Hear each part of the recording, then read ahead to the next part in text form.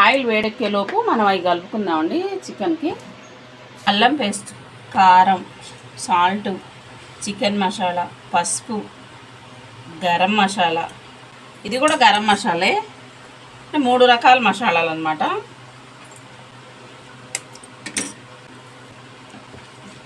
Colour కావాలనుకుంటే colour వేసుకోవచ్చండి, బాగుంటుంది.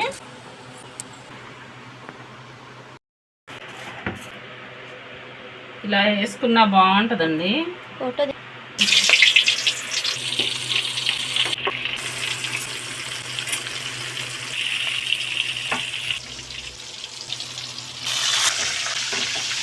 పల్లి నూనె అండి, అందుకే ఇంత ముగ్గుగా వస్తుంది. పల్లి నూనె వేసి ఇలాగే ఉంటుంది.